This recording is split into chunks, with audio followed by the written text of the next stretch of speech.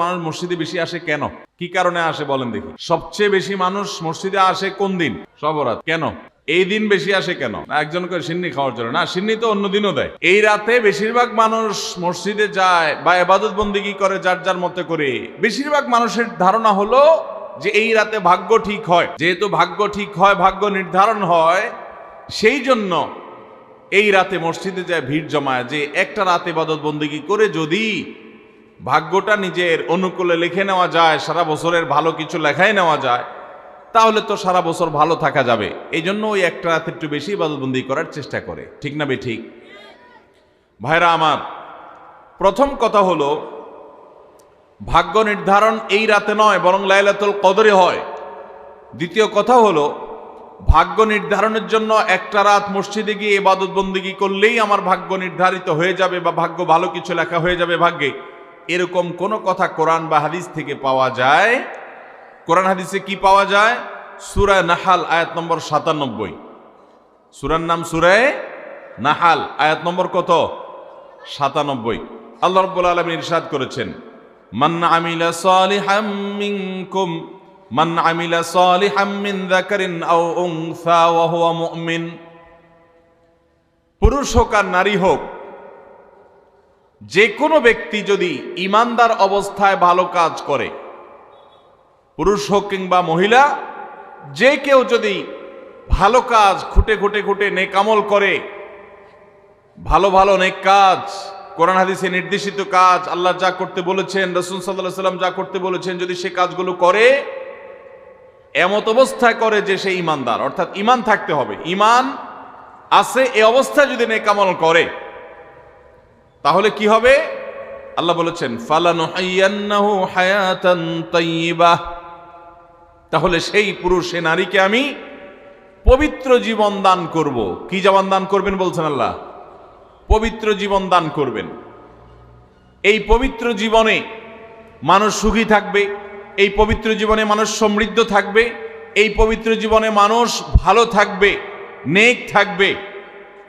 ওয়ালানাজজিয়ান্নাহুম আজরাহুম বিআহসানি মা কানু ইয়ামালুন।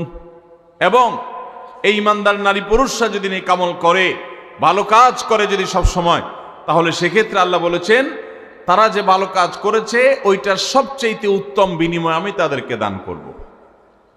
তাহলে এই আয়াত থেকে প্রমাণ হয়, যদি কেউ ঈমান আনার পর নেকামল করতে থাকে, নেকামল করতে থাকে, একদিনের নেকামল নয়, এক রাতের নেকামল নয়, সারা বছর জুড়ে সারা জীবন ধরে ভালো কাজ করার চেষ্টা যদি কেউ করে, আল্লাহ তাআলা তাকে পবিত্র জীবন দিবেন, সৌভাগ্যবান মানুষের জীবন দিবেন, সুখী মানুষের জীবন দিবেন।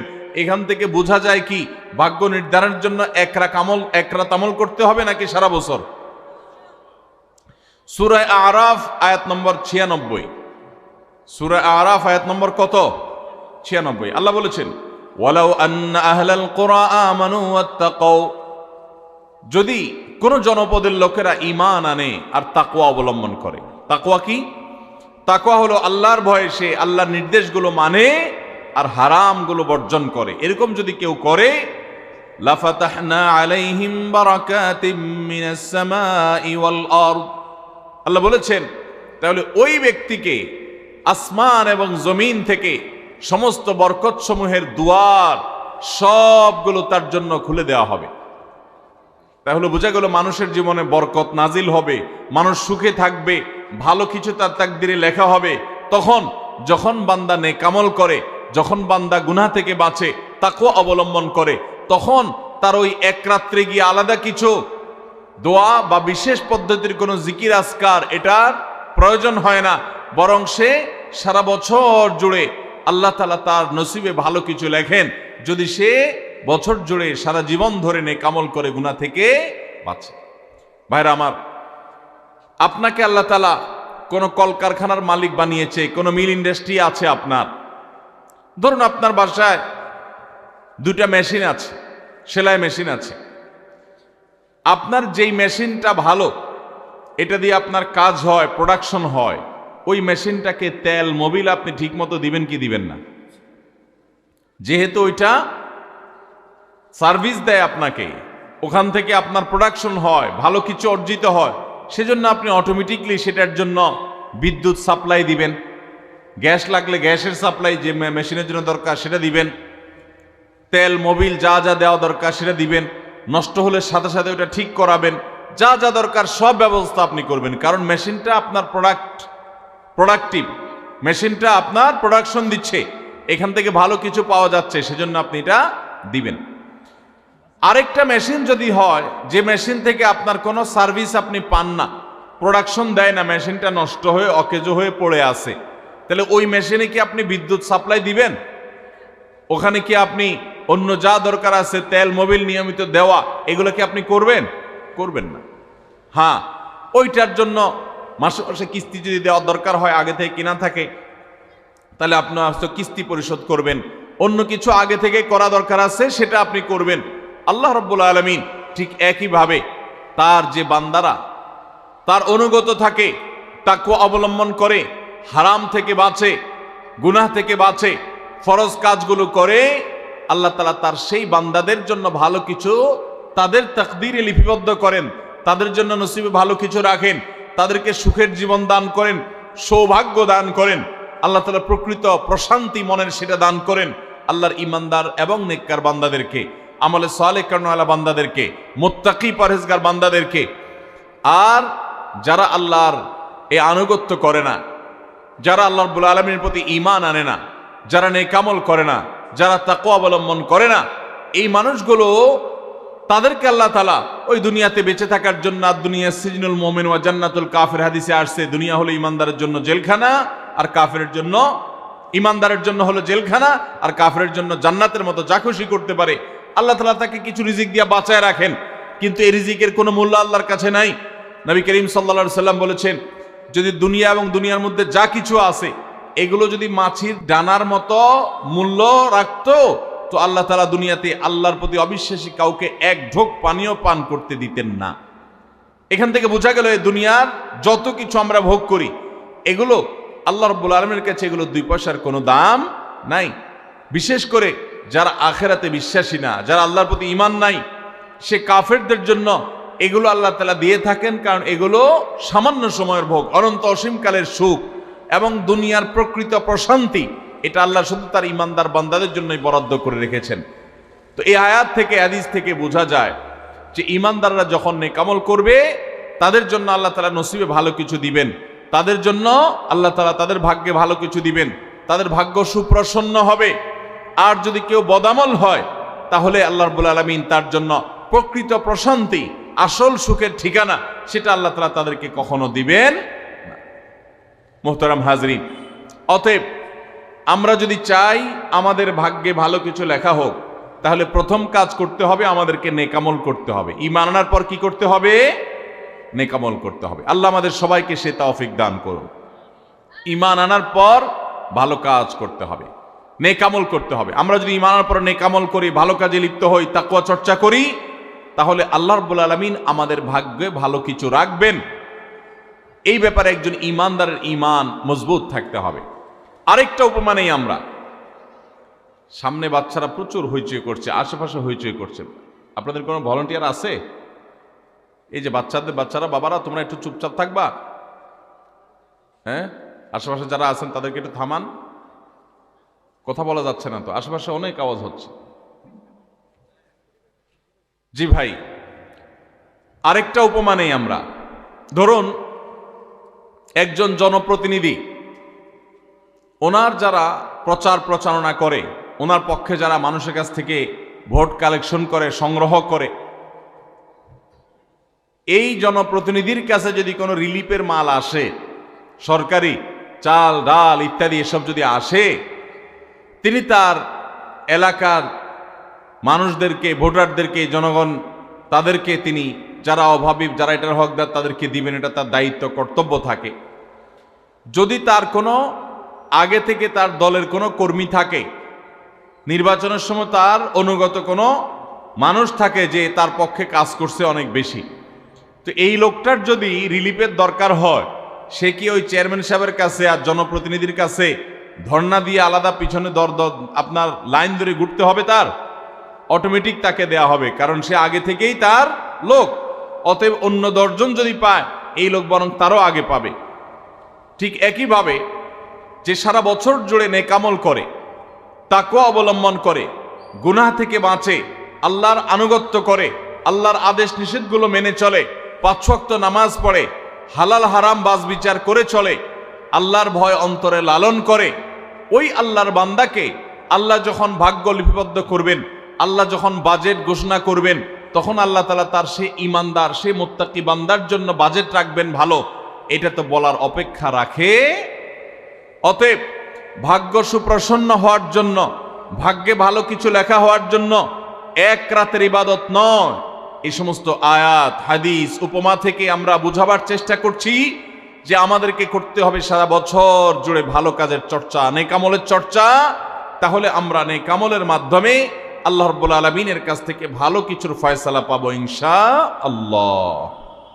মোহতারাম হাজরিন, আমরা অনেকে দোয়ার জন্য অনেক অস্থির হই, পেরেশান হই যে অমুক হুজুর যেন আমার জন্য একটু দোয়া করে দেন, ইমাম সাহেব আমার জন্য একটু দোয়া করে দেন। বড় কোনো আলেম পাইলে আমরা দোয়ার জন্য অনেক চেষ্টা করি যে ভাই আপনি একটু আমার জন্য দোয়া করে দেন। এটা ভালো, এটা খারাপ কিছু না।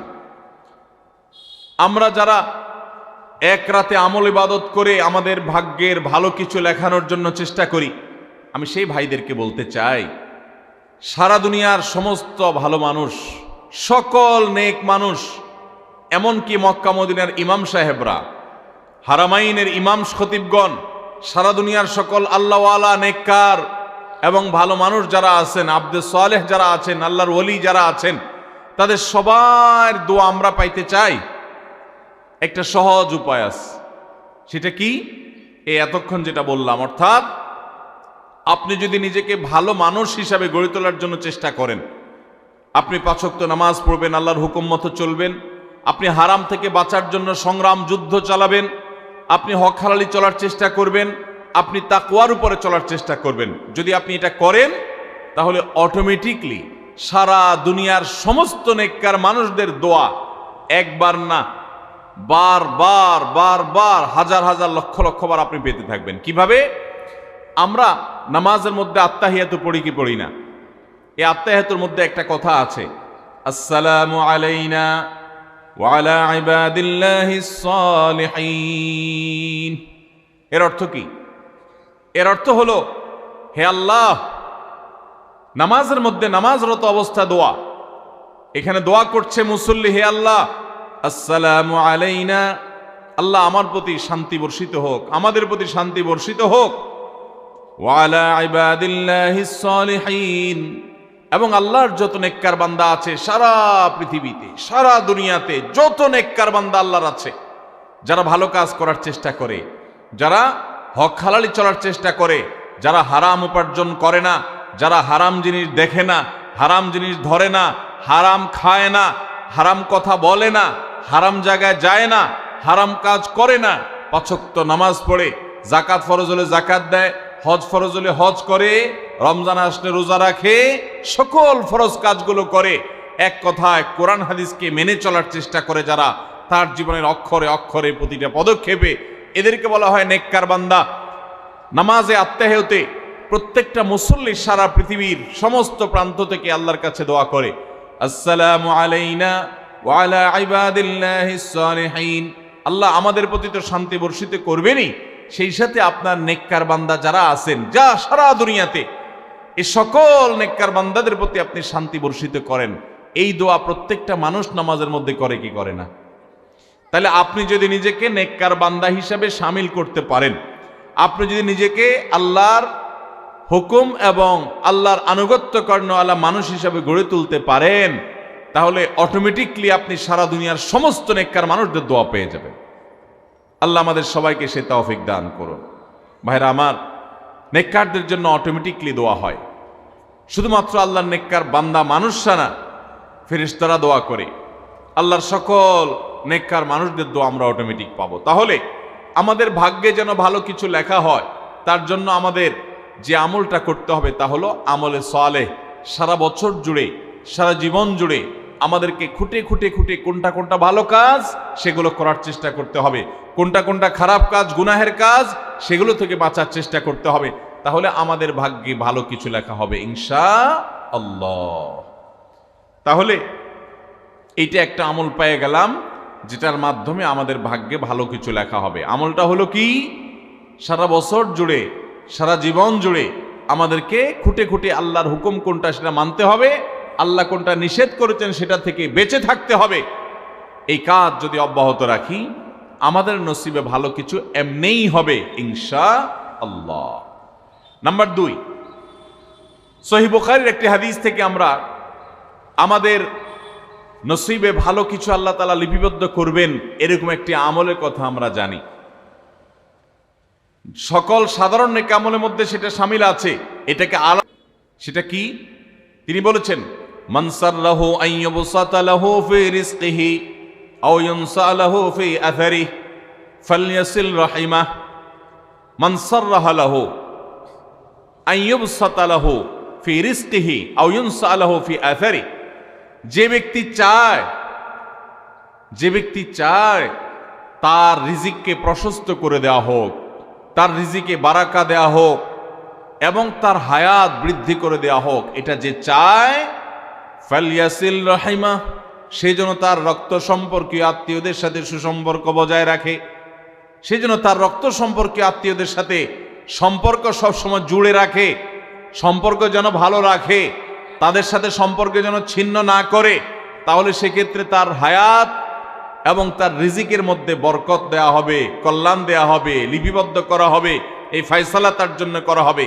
এই হাদিস থেকে বোঝা যায় যে আমাদের হায়াত, আমাদের রিজিকের মধ্যে বরকত হবে, কল্যাণ হবে, ভাগ্যে নসিবে ভালো কিছু আল্লাহ তাআলা দিবেন যদি আমরা রক্ত সম্পর্কীয় আত্মীয়দের সাথে সুসম্পর্ক বজায় রাখি। আজকাল আমাদের সমাজে অনেক মানুষ আছেন যে নামাজ রোজা করেন, ওয়াজ মাহফিলে যান, কোরআন তেলাওয়াত করেন, জিকির আজকার তাসবিহ তেলাওয়াত করেন, কিন্তু নিজের রক্ত সম্পর্কে আত্মীয়দের সাথে সম্পর্ক ভালো নাই। আছে না নাই? আপনার আত্মীয় যদি নিজে থেকে সম্পর্ক ছিন্ন করে চলে যায় তাহলে তো আর আপনার দোষ নাই, কিন্তু আপনি নিজে থেকে কখনো আপনার রক্তের যে আত্মীয়, যাদের সাথে রক্তের সম্পর্ক আছে, এরকম কারোর সাথে সম্পর্ক ছিন্ন করতে পারবেন না। এটা হারাম। নবী করিম সাল্লাল্লাহু আলাইহি ওয়াসাল্লাম বলেছেন, মান ওয়াসালাহুল্লাহ ওয়া মান কাতাআহুল্লাহ, যে ব্যক্তি আত্মীয়তার সম্পর্ককে রক্ষা করবে আল্লাহ তাআলা তাকে রক্ষা করবেন, যে আত্মীয়তার সম্পর্ক ছিন্ন করবে, তাকে ত্যাগ করবে, আল্লাহ তাআলা ওই ব্যক্তিকে ছিন্ন করবেন। এই জন্য আত্মীয়তার সম্পর্ক রক্ষা করা এটা আমাদের ভাগ্য সুপ্রসন্ন হওয়ার অন্যতম মাধ্যম। আত্মীয়তার সম্পর্ক রক্ষা করা বলতে কাদের সাথে সম্পর্ক বজায় রাখতে হবে? যাদের সাথে রক্তের সম্পর্ক আছে আপনার। তারা কারা? আপনার শরীরে আপনার বাবার রক্ত আছে, রক্ত সম্পর্কীয় আত্মীয়। আপনার বাবার সাথে আপনার ব্লাডের কানেকশন আছে, আপনার মায়ের সাথে আপনার ব্লাডের কানেকশন আছে, এবং মায়ের সাথে ব্লাডের কানেকশন থাকার কারণে মায়ের দিককার আত্মীয় আপনার মামা, আপনার খালা, আপনার নানা নানি, তারা হলো আপনার রক্ত সম্পর্কীয় আত্মীয়। ঠিক একইভাবে আপনার বাবার দিককার রক্ত সম্পর্কীয় আত্মীয় হলেন আপনার দাদা দাদি, আপনার চাচা, আপনার ফুফু, এবং চাচাতো ভাই বোন, ফুফা না ফুফু, যিনি তার রক্ত আপনার বাবার রক্ত এক, সেজন্য তারা রক্তের আত্মীয়। ভাই বোন তো আছেই। এই রক্তের আত্মীয়দের সাথে অনেকে সম্পর্ক বজায় রাখে না, কোনো কারণে সম্পর্ক ছিন্ন করে ফেলে, এটা হারাম। আমরা দুনিয়াতে অনেক বন্ধু বান্ধবের সাথে সম্পর্ক ভালো রাখি, অনেক দোস্তের সাথে সম্পর্ক ভালো রাখি, অথচ আমাদের এই রক্ত সম্পর্কে আত্মীয়গুলোর সাথে সম্পর্ক ভালো রাখা হয় না। মোহতারাম হাজিরিন, আমাদের নসিবে আল্লাহ ভালো কিছু দেখ, আমরা সবাই চাই কি চাই না? তাহলে শবে বরাতে রাতভর আপনি দোয়া জিকির আজকার করলেন, কান্নাকাটি করলেন, আর মিলাদ মাহফিল করলেন, আশা করলেন আপনার ভাগ্যে ভালো কিছু লেখা হবে। আপনার ভাগ্যে ভালো কিছু লেখা হবে না যদি আপনি আপনার রক্ত সম্পর্কে আত্মীয়র সাথে সম্পর্ক ছিন্ন করে বসে থাকেন। কারণ আপনার জীবনে, আপনার রুজিতে, আপনার ইনকামে, উপার্জনে বরকত হওয়ার পূর্ব শর্ত হলো আপনার এই রক্ত সম্পর্কে আত্মীয়গুলোর সাথে, আত্মীয় স্বজনের সাথে সুসম্পর্ক বজায় রাখা। হ্যাঁ, তারা যদি সুসম্পর্ক বজায় রাখতে গেলে আপনার ক্ষতি করে, আপনাকে বিপদে ফেলে, তাহলে আপনি নিজেকে বাঁচাতে পারেন, আত্মরক্ষার জন্য আপনি দূরত্ব বজায় রাখতে পারেন। কিন্তু তাই বলে তাদের সাথে আপনি সম্পর্ক নষ্ট করে থাকবেন, তাদেরকে ভুলে থাকবেন বা তাদের সাথে সম্পর্ক রাখবেন না, এটা কিন্তু জায়েজ হতে পারে না। ইংল্যান্ডের একটা ইউনিভার্সিটির একটা জরিপের কথা অনলাইনে আমি একবার দেখেছিলাম, এটার উপর একটা প্রতিবেদন দেখেছিলাম যে একটা নামকরা বিশ্ববিদ্যালয়, তারা বিশ্ববিদ্যালয়ের ছাত্রদের মধ্যে একটা সার্ভে তারা চালিয়েছিলেন। তারা দেখতে চেয়েছেন যে ছাত্রদের মধ্যে কারা বেশি হায়াত পায় আর কারা কম পায়। যারা বেশি হায়াত পায় তাদের মধ্যে বৈশিষ্ট্য কি আছে, যারা কম পায় তাদের মধ্যে কোন বৈশিষ্ট্যের অভাব আছে।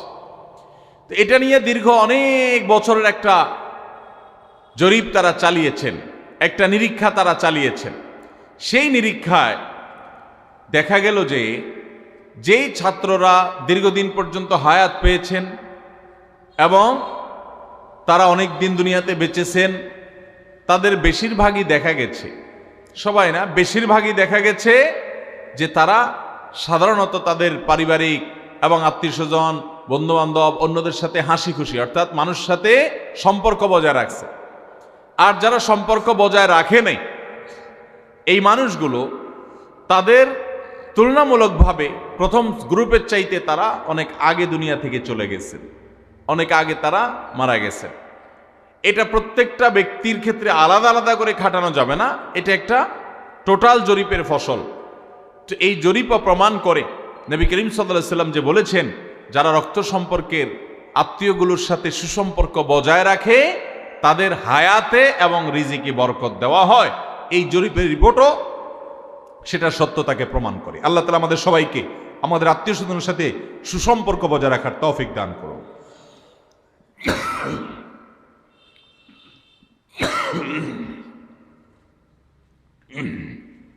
তাহলে আমাদের ভাগ্যে যেন ভালো কিছু লেখা হয়, ভাগ্য যেন সুপ্রসন্ন হয়, সেজন্য আমরা দ্বিতীয় আমলও পেয়ে গেলাম। নাম্বার 3, বান্দার ভাগ্য এবং নসিবে ভালো কিছু যেন হয়। মন্দ কোনো কিছু যদি আল্লাহ না করুন কারণ নসিবে লেখা থাকে, সেটা যেন দূর হয়, সেটা যেন তার ক্ষতি না করে, এবং আল্লাহ রাব্বুল আলামিন যেন সেই ফয়সালা বান্দার উপরে কার্যকর না করেন। সেজন্য তৃতীয় আমল হলো দোয়া। কারণ এই মর্মে মুস্তাদরাকে হাকিমের একটি দোয়া আছে, হাদিস আছে, যে হাদিসে নবী সাল্লাল্লাহু আলাইহি ওয়াসাল্লাম বলেছেন, লা ইয়ারুদ্দু তাকদীর ইল্লা দুআ। তিরমিজিতে একই হাদিস আসছে, ভাষ্য ভিন্ন, লা ইয়ারুদ্দুল কাদা ইল্লা আদ-দুআ। বান্দার তাকদীর, বান্দার ভাগ্য, এটা কোনো কিছু পরিবর্তন করতে পারে না। অন্য এক হাদিসে আসছে, আল্লাহ যা ফয়সালা করেন সেটা আর পরিবর্তন করেন না। তবে এই হাদিস থেকে একটা এক্সেপশন পাওয়া যায়, সেটা হলো যদি কেউ আল্লাহ তাআলার কাছে কায়মনোবাক্যে দোয়া করতে পারে, দোয়ার হক আদায় করে যদি দোয়া করতে পারে, তাহলে এই দোয়া আল্লাহ রাব্বুল আলামিনের তাকদীরকে পর্যন্ত তার জন্য পরিবর্তন করে দেওয়া হয় দোয়ার মাধ্যমে। আল্লাহ তাআলা আমাদেরকে সবাইকে সেভাবে দোয়া করার তৌফিক দান করুন। আমরা চেষ্টা করব তো ইনশাআল্লাহ। তাহলে তৃতীয় আমল আমরা পেয়ে গেলাম, সেটা হলো দোয়া। আল্লাহ তাআলার কাছে যদি কেউ চোখের পানি ফেলে দোয়া করে, আল্লাহ আপনি আমার নসিবে যদি খারাপ কিছু লেখাও থাকে সেটা থেকে আপনি আমাকে উদ্ধার করেন। যদি কেউ দোয়ার হক আদায় করে দোয়া করতে পারে, দোয়া কবুলের জায়গাগুলোতে দোয়া করতে পারে, যথাযথভাবে দোয়া করতে পারে, দোয়ার শর্ত পূরণ করে দোয়া করতে পারে, কায়মনোবাক্যে দোয়া করতে পারে, চোখের পানি ফেলে দোয়া করতে পারে, দোয়া এত বড় অস্ত্র, দোয়া এত বড় মাধ্যম, দোয়া এত বড় একটা উপায় যে এটা দিয়ে আল্লাহর লিখন, আল্লাহর তাকদীর, এটা আল্লাহর কাছ থেকে পরিবর্তন করিয়ে আনা যায় এই দোয়ার মাধ্যমে। অথচ এই দোয়াও আমরা বেশি মানুষ করতে পারি না। আমরা হুজুরদের দিকে চায় থাকি যে হুজুরদের সাথে আমরা শুধু আমিন আমিন বলবো, নিজেরা আল্লাহর কাছে দোয়া করবো এটা আমরা জানি না। অথচ আল্লাহ বলেছেন, উদউনি আস্তাজিব লাকুম, তোমরা আমার কাছে দোয়া করো, আমি তোমাদের দোয়া কবুল করব। অতএব ভাইরা আমার, আমরা আল্লাহ রাব্বুল আলামিনের কাছে আমাদের ভাগ্যে যেন ভালো কিছু লেখা হয়, সেজন্য আল্লাহর কাছে বেশি বেশি করে দোয়া করব। এবং আমাদের তাকদীরে যদি কোনো ক্ষতিকর কিছু থাকে তো সেটা যেন আমাদের ক্ষতি না করে আল্লাহ রাব্বুল আলামিন যেন আমাদের প্রতি রহম করেন, এই মর্মে আমরা যদি দোয়া করি তো দোয়ার মাধ্যমে আল্লাহ তাআলা তাকদীরও পরিবর্তন করে। অবশ্য তাকদীরের মধ্যে দুইটা প্রকার আছে, একটা তাকদীরে মুবরাম আর একটা তাকদীরে গায়রে মুবরাম। তাকদীরে গায়রে মুবরাম যেটা, সেটা তাকদীর দোয়ার মাধ্যমে ফয়সালা আল্লাহ পরিবর্তন করেন। মুবরাম যেটা পরিবর্তন করেন না, অর্থাৎ যেটা চূড়ান্ত করেছেন আল্লাহ তাআলা আগে থেকে, সেটা পরিবর্তন করেন না। তবে বান্দার হায়াতের ক্ষেত্রে কোন কোন হাদিস থেকে জানা যায় আল্লাহ রাব্বুল আলামিন কোন নেক আমলের ফলে দোয়ার মাধ্যমে আল্লাহ রাব্বুল আলামিন অনেক সময় সেটাতে পরিবর্তন করেন এবং সেটাতে বারাকা দান করেন। অতএব আমাদেরকে তাকদীর ভাগ্য যেন সুপ্রসন্ন হয়, আমাদের নসিব যেন ভালো হয়, আল্লাহ যেন ভালো কিছু দান করেন, সেই জন্য শবে বরাতে রাত ভরে ইবাদত বন্দিগি এই জন্য নয়, বরং আমাদের ভাগ্যে ভালো কিছু হওয়ার জন্য বছর জুড়ে আমাদেরকে নেক আমল করতে হবে। এক রাত ইবাদত বন্দি করলেন, সারা বছর কোন নফল নামাজ, ফরজ নামাজ, অন্যান্য ফরজ কাজ করলেন না, আর আপনি আশা করলেন যে আল্লাহ আপনার জন্য ভাগ্যে ভালো কিছু লিখে দিবে, এটা সঠিক নয়। আর ভাগ্যের নির্ধারণটা মূলত লাইলাতুল কদর, এটি বোঝা যায় সূরা দুখান থেকে, অন্যান্য সূরা থেকে। অতএব আমাদের সবাইকে আমাদের ভাগ্যে ভালো কিছু লেখার জন্য বেশি বেশি আমাদের 5 ওয়াক্ত ফরজ নামাজ সহ আল্লাহর সমস্ত ফরজ বিধানগুলো মেনে চলতে হবে, হারাম এবং গুনাহের কাজগুলো থেকে বেঁচে চলতে হবে, এবং সেই সাথে আমাদের সবাইকে বেশি বেশি করে, বিশেষ করে নেককারদের কাতারে শামিল হতে হবে। আমি যত বেশি নেককার হতে পারবো, ওই যে নামাজে আত্মেহাতের মধ্যে নেককারদের দোয়া পাবো, আমার প্রতি শান্তি আল্লাহর এমনি বর্ষিত হবে। এবং দ্বিতীয় আমল হলো বেশি বেশি করে আত্মীয় স্বজন, রক্ত সম্পর্কীয় যারা, তাদের সাথে বিশেষভাবে সুসম্পর্ক বজায় রাখতে হবে। সম্পর্ক নষ্ট করা যাবে না, সম্পর্ক ছিন্ন করা যাবে না। এবং তৃতীয় আমল হলো বেশি বেশি দোয়া করতে হবে। এই তিনও আমল যখন আমরা একযোগে চালাবো, একদিক থেকে সাধারণ সব নেক আমল করব, বিশেষভাবে আমি আত্মীয় স্বজনের সাথে সম্পর্ক বজায় রাখার চেষ্টা করব, এবং আল্লাহর কাছে দোয়ার আমলটা বেশি বেশি করব, বরকত নাজিল হওয়ার মতো কাজগুলো বেশি বেশি করব। ইনশাআল্লাহ আল্লাহ রাব্বুল আলামিন আমার নসিবে ভালো কিছু দিবেন এবং মন্দ কিছু থেকে আমাকে বাঁচাবেন। নবী করিম সাল্লাল্লাহু আলাইহি সাল্লাম আল্লাহর কাছে দোয়া শিক্ষা দিয়েছেন, আল্লাহুম্মা ইন্নী আউযু বিকা মিন দারকিল বালা, আল্লাহুম্মা ইন্নী আউযু বিকা মিন সুইল কাদা।